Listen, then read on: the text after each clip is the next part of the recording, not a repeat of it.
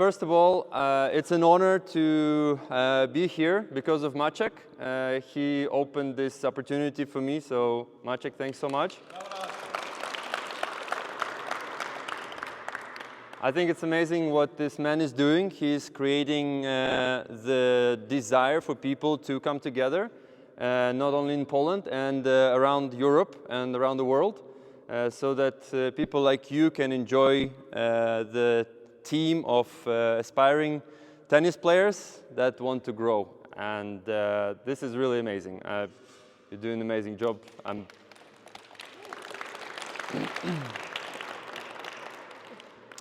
Today we already seen a few miracles, and God has been good to us. He gave us some rain, but He also made this rain stop.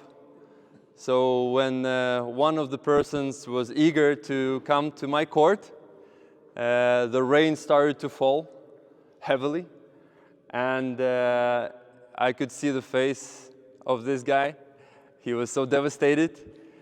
So we started praying, and in 10 minutes the rain stopped. And we believe that we need faith.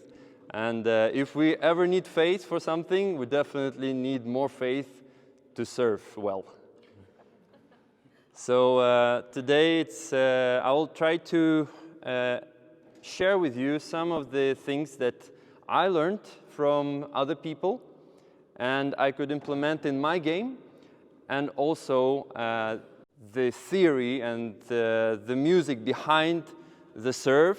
And hopefully by the end of this workshop you will have a better understanding how to serve, and also you could implement something in your game. So how many people feel that service is frustrating? Okay. How many people think that the service is a fun shot? Not so much, but good that we have a few warriors here.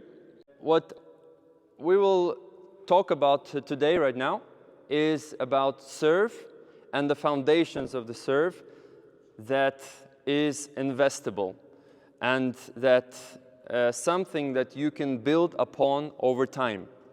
So I know that here we have many different levels of players, but we have some foundations that we need to use for the serve. So think about an investable serve. If you can picture a house that you're about to buy, and you're buying a one-story house that just has one floor, and you have an idea to build more floors after you buy it. So you buy the house, you go in the basement, and you find out something dramatic, that it has some cracks, it's rotten, and you actually cannot build up. But you need to tear down the house, and you need to start from scratch, from the foundation. So with many things in life, it is like that. We need a good builder, and we need a good architect. And hopefully, the coach is both the builder and the architect. The coach is somebody who not only helps the player, or in this case, in this scenario, the house, to build, but also he knows why he is building and what is the end goal of today's practice. So there are two approaches that there are in life. I would say there's a traditional approach where you try to glue the pieces together to get a whole picture. And another is more organic, where you take the whole picture and you break it down into pieces. So I'm a fan of the second one. So in terms of serve, I like to see what the person can do right away as a full motion, and then we take certain elements out and we work on that. So with some of you, we already practiced that. And today, we already did some of the drills that we will do later in this workshop. So one thing that I started to see when I became a coach, I couldn't understand one thing. If we say that serve is so important, and probably most of you would say that serve is the most important shot, at least what I've heard over these days here. The question is, how much time do we spend on serve, right, during the practice? So usually it's somewhere in the end of the practice. It's usually 5 or 10 minutes of the practice when you already put out all your focus out on other shots. So it's really hard to put in the effort and to start building the serve. So if it's a very important shot, I believe we as coaches need to put more effort into building the serve. And in front of all of you guys, I want to apologize on behalf of the coaches all around the world, because it's our mistake, and we need to do a better job.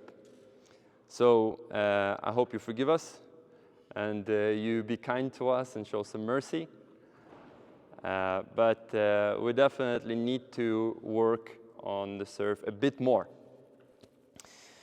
And in my experience, if there is a proper way of teaching a player how to serve from the very beginning, from zero, it takes approximately several months to master a good serve.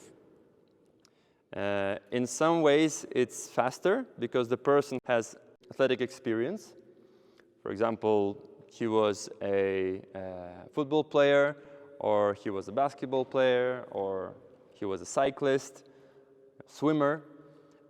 Or for some people, it's longer if they had little athletic experience. But in any way, it's possible. So again, coming back to faith, please believe in yourself, believe that you could do it, even though it's going to seem so hard in the beginning. And today I saw how several people progressed during one session very far. So it is possible, and I'll gladly share with you some of the tips today. So we want to go into the technical side first. We have a foundation, we have some stories up, and everything starts from the feet, right? And if I were to serve, and if this was my baseline, right? If I would serve from over there, if this is my baseline, I would need to start serving, putting my feet at the right position and doing everything in the proper way. So first, let's start with feet. First, we need to make sure that we are at the base, and by base, I mean something that we can rely on, right? So many times I see players, when they throw the ball, there's no base. They're off balance, or there's no stability. So first, we need to make sure that we're putting the feet at the right position. When you're just beginning to learn how to serve, we want to have a sideways stance, sideways to the place where we want to serve. In other words, we want to direct our racket where we want to serve, and we want to put it at our toes.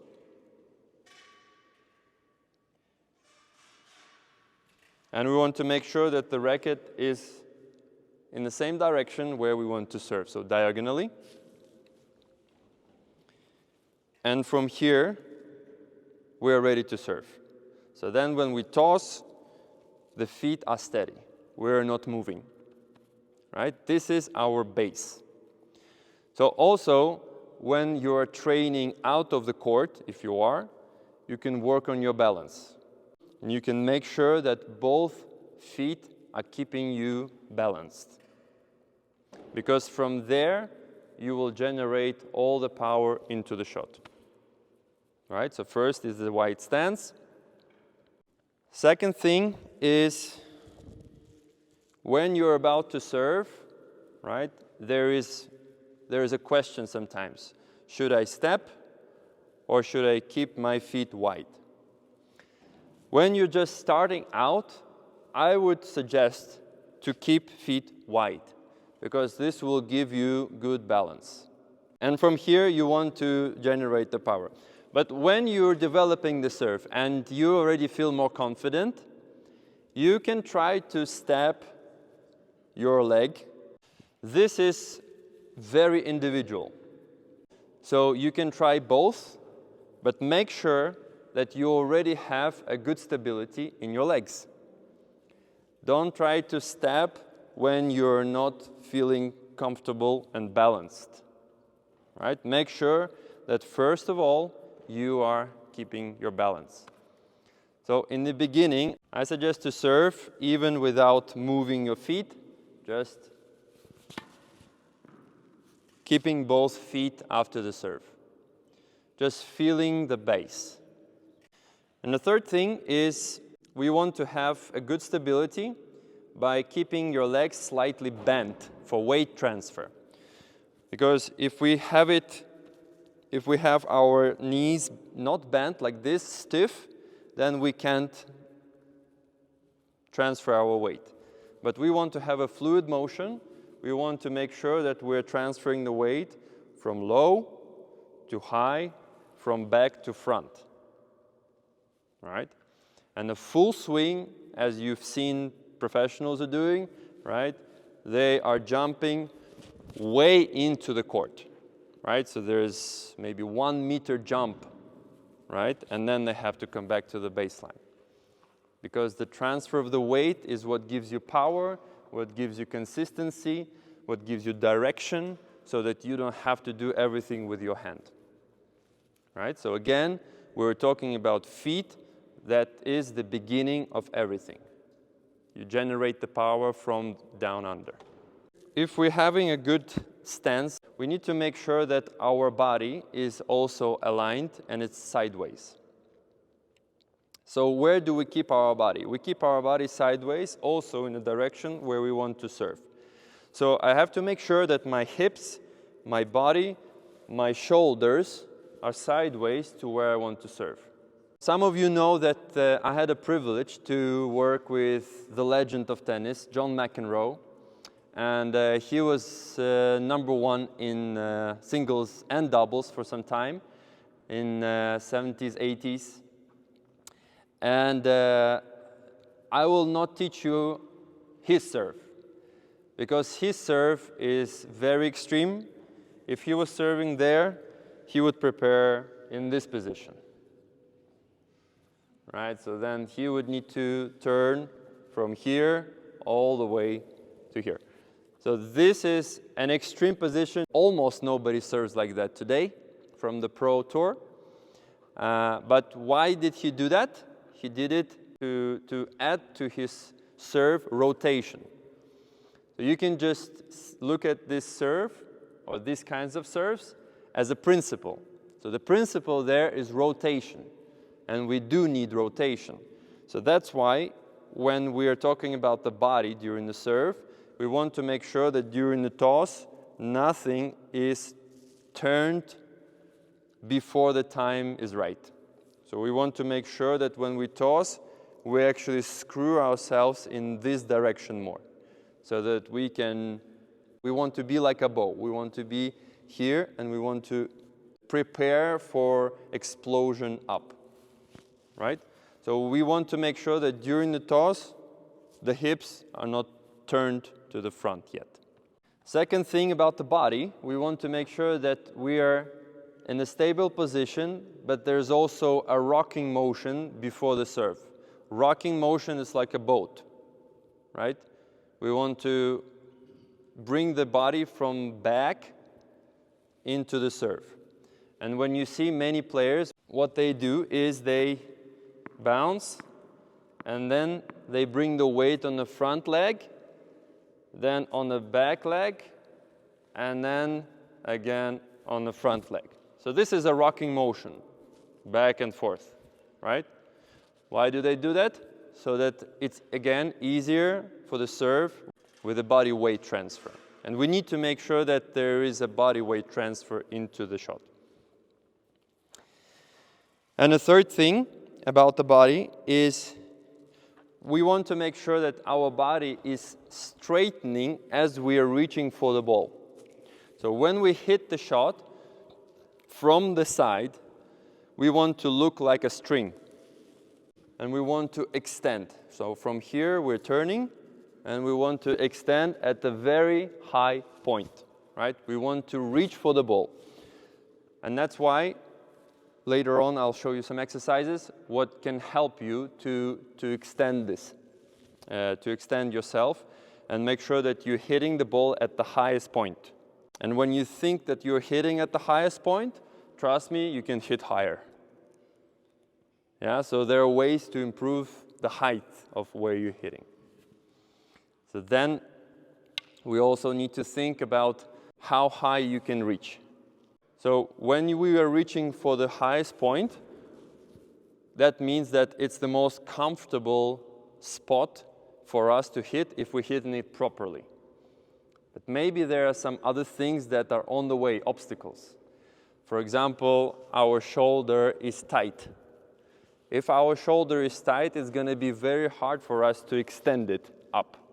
We will always feel like we want to bring it down. Right? So maybe there is something that you need to do off court. For example, relax it, right? Go to a masseuse, or strengthen your shoulder, or release some muscles. And that's why it was so good to hear Arthur yesterday, because he was also explaining the serve. He was explaining what's happening behind the picture of a serve inside of our body, because it's so much about our muscles, right, and how it is connected. Okay, so we were talking about the feet, we're talking about the body. Let's go into the hands. When we're starting, we want to make sure that our hands are relaxed. We don't want to tense our hands. We want to make sure that our shoulders are loose, our elbows are loose, and we have a good, solid position with our hands down. And then we can start doing some mantra moves like different pros are doing, here, or, like this, So different players are doing different mantra, and it's totally okay. It's what helps them. You can find your own specific way of starting a serve. Bouncing 50 times if nobody gives you a time violation, or try different things, what helps you. But all these things they're doing to start preparing their mind for the serve. So they're zoning in. But make sure that the hands are down and relaxed, and then you can start the serving movement.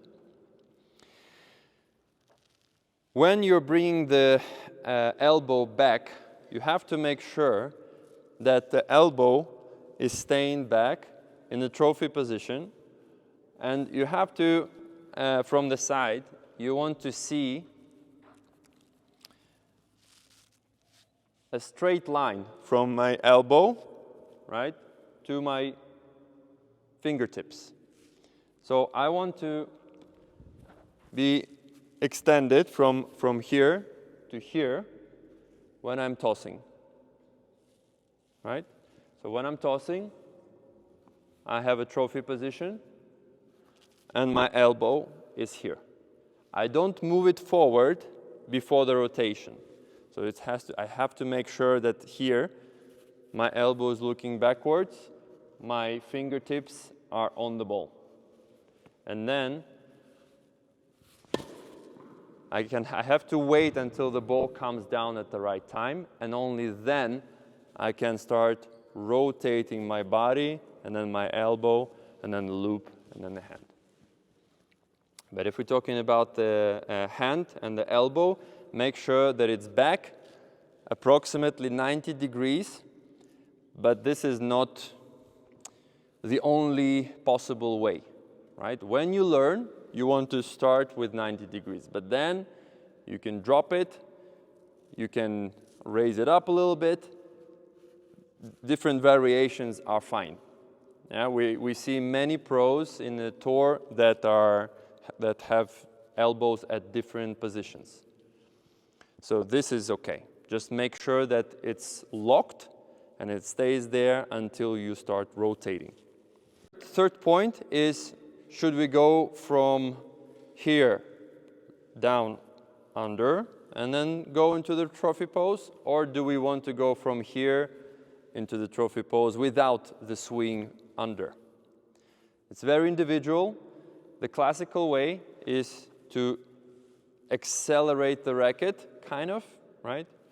So if you look at some of the serves in the Pro Tour, and maybe the older guys, I would say, and I'm included, what we try to do is we hold the racket here longer, and then we go one motion up. But the most modern players, they actually omit this place, and they're going from here straight into the trophy position. Because it doesn't matter, actually, this really doesn't bring much of acceleration of the racket. So from here to here is totally fine. And it's actually easier when you start learning, because you start learning from here, and then you just need to add the toss, and you're good to go. From here, go up. Okay, so next we're going to talk about the toss itself. Some of the people were commenting on their serve during this camp that, yeah, toss is not consistent. It's flying all over. It's a bit hard where I'm going to toss. So first, let's talk about where to toss it. There are many people who are for 1 o'clock, right, 13. So if I'm tossing there, and if I'm serving there, right, and I'm preparing, 13 is right here, right? So you can see that, what is 13, right? 13 is a clock. So if I'm drawing a clock in front of me, here's 12, here's 13, right? So many people say 13. Okay, that's fine. I prefer to go 12, but there's one condition. You need to be athletically ready for 12. So I would say the most proper serve is 12, but again, you need to make sure you have the right athletic preparation for this kind of serve. Because if we look at the serve from the kinetic point of view and how the muscles are structured in our body, the most natural way for our body to hit at the highest point is right above our head. If we can accelerate the racket from behind and then we go up, above our head is the most natural position. And in tennis, we want to get to the most natural movements. If we don't play natural movements for our body, we most often get injuries, the muscles get fatigued, and we just not making the ball into the court as we want. So we want to understand how the muscles work in our body and how it's not only proper, but it's also comfortable for us. Because not everybody has good athletic preparation, and you have to be honest with yourself. You have to be honest, what do you want to have? You want to work on your serve several years to get to a proper serve, or you want to start playing tennis today? Right? So sometimes you need to make a choice, and you can start with what you have, but then progress the serve as you go. Right? So again, we're talking about developing the serve, beginning stage of the serve. Second point of the toss, we want to make sure that our hand is straight when we're tossing. And where do we start the toss? There are again two options. One is a pocket. So from here, we toss up. Second option is we accelerate from almost like between our legs. And if you look at Federer's toss, for example, you will see this. You will see from here, and he's tossing from here, and he's going to the side. So to the side is okay, to the front is okay, in between is okay. So you can toss anywhere you want. It's really very individual. Just make sure that it finishes at the right point where you want to toss. And the third thing is when we are tossing, make sure that you have a fluid motion, right? Make sure that you don't toss the ball with a paranoia or something. So make sure that it's very fluid, right? So that you go from here to here. And it takes some practice. It takes some practice to release the ball, because the way that the ball is going to come to the direction where you want is you're going to accelerate the arm, and then you're just going to release the ball where you need to. This is what the toss is, right? So it's not throwing the ball into the air. It's actually you carrying it on a tray. Hold it like this, not in the whole palm, and also not in the tip of the fingers, but try to carry it here. Not too tight, not too loose. And then you're just throwing it, and you're releasing it, right? So the toss is throwing and releasing. And then you can toss, and you can practice where you toss. And the best drill to practice your toss is to have an aim above yourself. It's not always easy to toss at some point. So for example, like a basketball hoop would be the best without a net. So if you come under the basketball hoop and you start tossing into the hoop, and so that the ball comes back in the hoop, this is a very good tool for toss.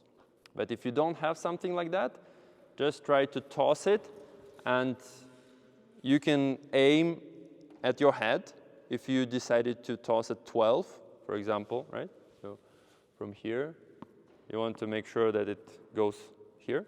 Or if you aim at 13, just put something here, for example, a bottle or an aim, and make sure that you're tossing, and just count how many times that you're gonna put the ball in the aim. And the last thing that I want to talk to you about is the rhythm. And a lot of the rhythm is connected with the coordination between the hands and the feet and the eyes. So some of you here, you guys already know the elements, what to do, but it can be a bit difficult to combine this together. So when you put the toss, when you put the feet, when you put the hand, everything at the same time, it's a bit overwhelming. And it's true, it's a lot. It's a lot of complex, difficult motions. But what you want to do is you want to practice it consciously, right? So when you're combining the things, make sure that you are thinking about what you know is not working, right? So for example, if you know that you're always opening up this, right? Make sure that you have a coach or somebody who is looking at from the side, or maybe you can video yourself so that you have a closed racket. So flow is very important. It can take some time to get the service motion. So I'll show you just a few drills right now that can help to eliminate some of the most common errors. So most common errors in serve, we call it, different. I've just heard from Maciek, you call it Pizza Hut, right? Sometimes we call it pan, right? So what is this? This is when you start properly, and then when you toss the ball, you focus on the ball, you forget everything was behind you, and you're just opening the strings, and then you hit with a pen. Right? Sounds familiar? Right? So what do we want to do here? We want to practice continental grip, and we want to make sure that the strings are always down, and they're down looking at us when we're doing a loop and when we're going up.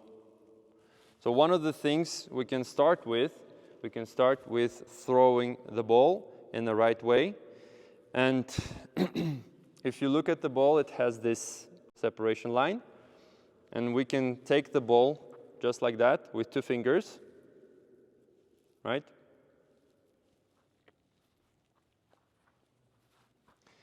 And we can throw the ball up in this direction.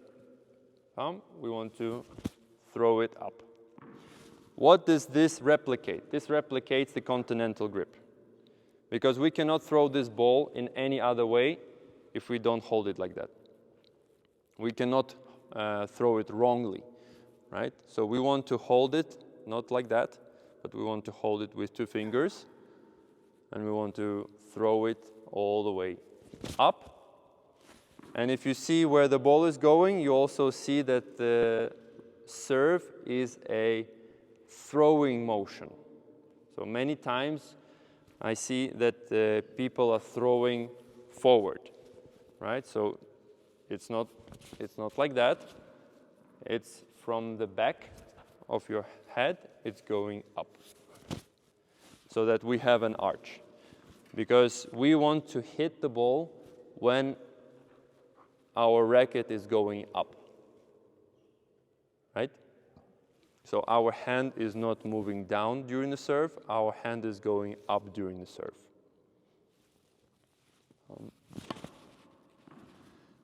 The hand goes down only after I hit the ball. So the second most common mistake is that the ball is flying forward, not upwards, right? So we have to make sure that when we're serving, the racket is going up. And from here, we also have to make sure that it's a good loop. So many times, I say everything is good, but then there is no loop, right? And the elbow is not bent all the way. So we have to make sure that it's loose and it's bent all the way, and then it goes up. Bent all the way and goes up. Bum.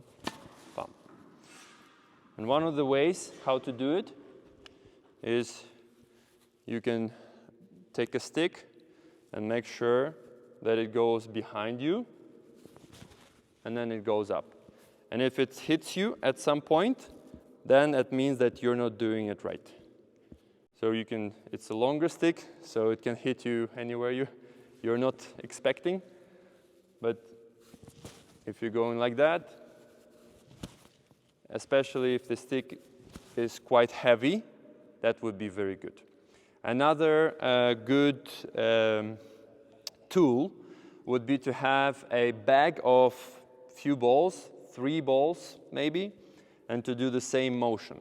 So it's just a bag of balls, and just do this, right? And just practice this motion. Just do it as many as possible, just have it fluid. And see how the elbow is going all the way down, right? From here. And the third biggest mistake is that when we toss the ball, the elbow goes here very often. And again, it's connected to this pan, right? So make sure that the elbow stays here. Sometimes we as coaches, we can actually have this kind of stick as well, and we can just keep the elbow where it's supposed to be, right? And make sure that the person feels that the elbow is touching the stick, right? So it's also about somebody from the side giving us some feedback that it's not working. These are the basic things for the serve, and maybe some of these things were quite obvious for you. Maybe some of these things were new to you. Regardless, I hope that these things were understood. And if not, please have some questions at the end. But I want to do something with some of you. Some volunteers would be great. So think if you want to come up and participate. I want to make sure that you guys understand what is pronation, because it's also a part of the foundation for the serve. So how many before this camp have heard of pronation? It's really important to understand what pronation is, because pronation gives you a variety of a serve. If you don't have pronation, you will also have a good serve. It's also possible to go through tournaments, play tournaments, that's good, win matches. But with pronation, you will have a greater variety of different serves. So we have typically 3 serves. Who can name 3 serves? 3 types of serves. Flat, slice, and kick, right? So flat is when the ball goes flat. Slice is when it has a side spin, and the kick is when the ball is spinning like a forehand spin, right? So what do we need the pronation for? Pronation we need for the flat serve, and pronation we need for the kick serve, right? Kick serve is probably the hardest one, but flat is also, it can also be challenging. So what do we want to do in the pronation? So if I'm talking about pronation, I want to turn my forearm this direction, right? So if I'm with a racket, I'm turning my racket 180 degrees, right? And when I'm hitting the ball, all I'm doing is I'm turning the racket, and during my turn, I'm hitting the ball. Basically, this is what pronation is about, right? So right now, I want to just ask 2 volunteers from here who hasn't done it yet. Please give them a round of applause. So please stand right in front of yourself, right in front of each other. You're going to show each other a elbow, and you're going to try to high five at the highest point. Yeah? So it's going to look like this. From here, you're going to turn and high five.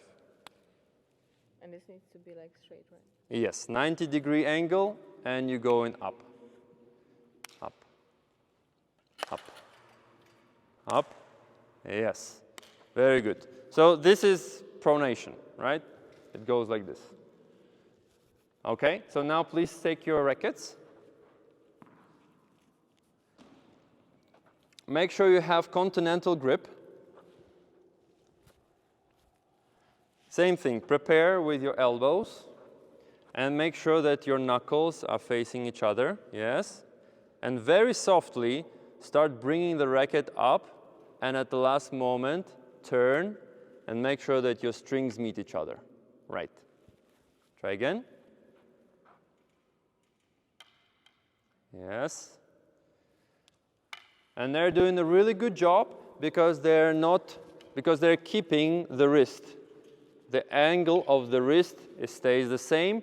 They're not doing it here, right? So this is very good. When they're bringing the racket up, the angle stays the same. This is very good. This is very good job. Yeah. And the third stage is a bit risky, so I ask you for some safety for each other. No, keep the same stance. So you're going to toss the ball, and you will trap the ball between the rackets. So try to trap it right now. Try to trap it. Yes. So this is where it has to end up. Okay? So I believe you have trust for each other. I'm going to make a few steps back. Oh, great.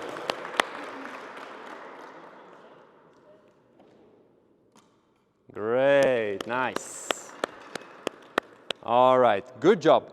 Thank you very much. Big round of applause.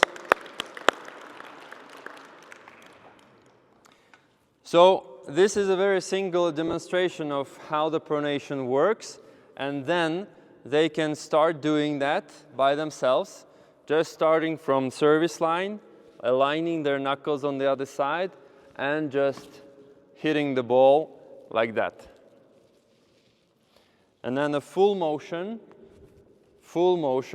right, is going to go from here, boom, boom, right?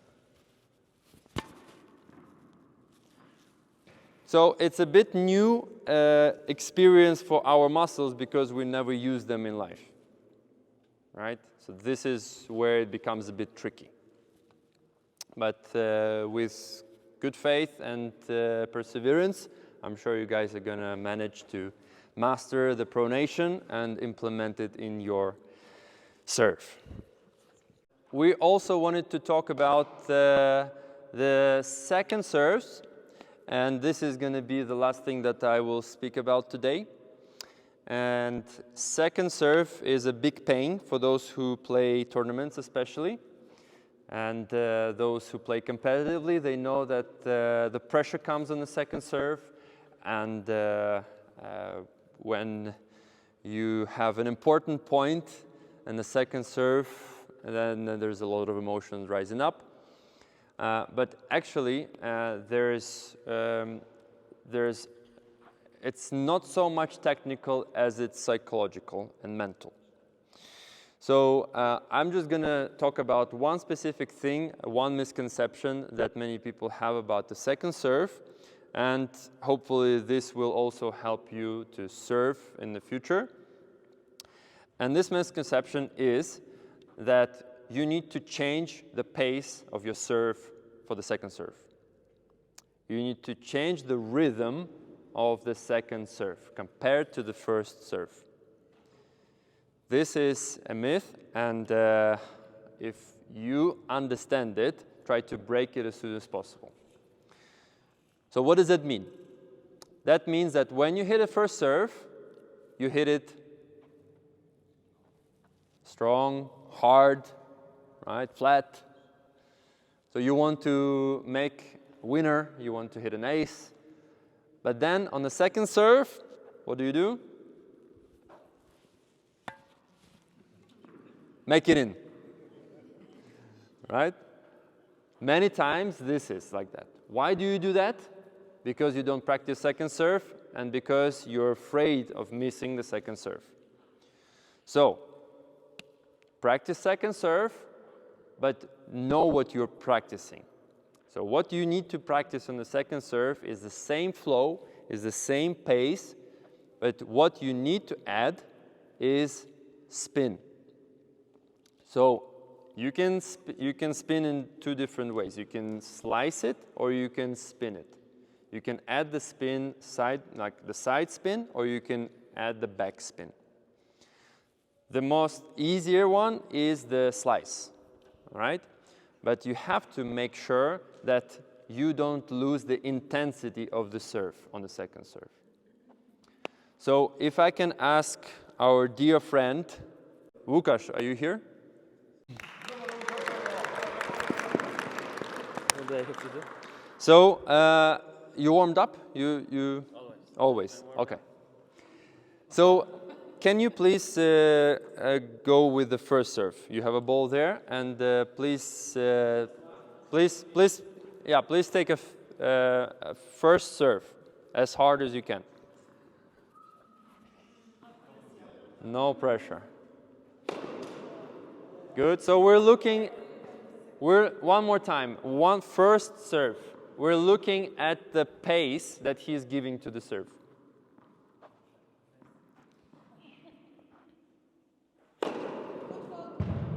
Okay. So now the same.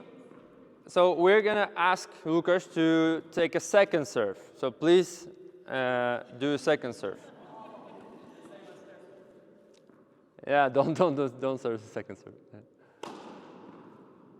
Okay. One more time, second serve.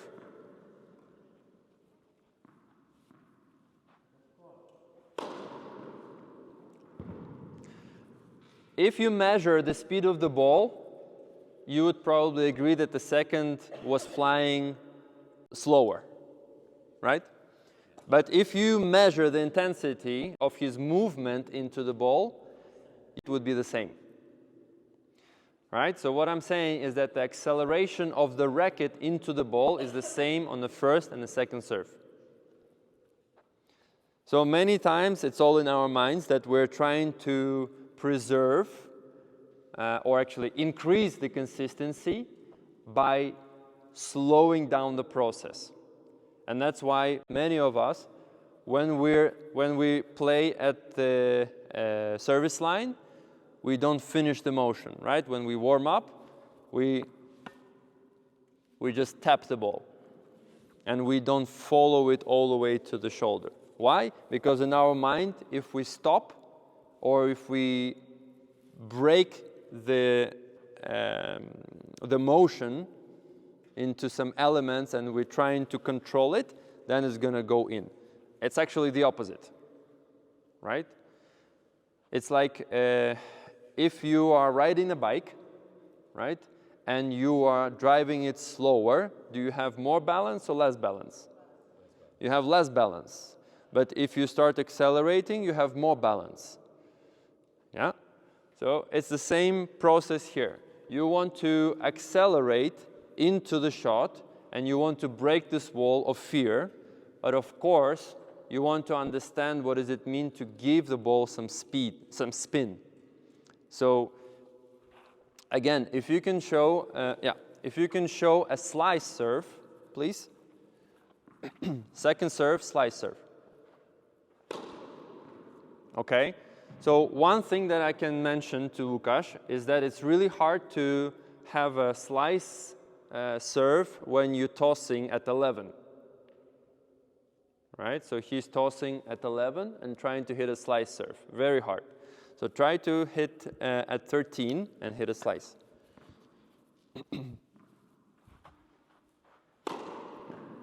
Much better.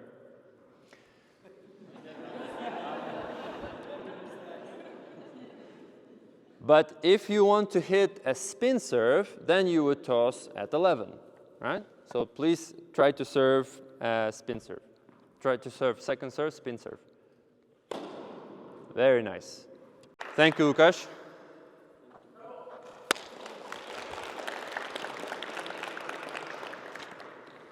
So when you play, try to make sure that you add the spin on the second serve. Get some double faults, don't worry about it. If you don't make mistakes, you don't learn, but learn from these mistakes and get better. Talk to somebody who is investing in your tennis game and ask him or her for advice and just try to understand the process. But please don't let the fear come into your game, and because of that, you're gonna not develop. So be brave, you have everything you got, you have great guy organizing camps for you, and you're gonna get better. I believe that.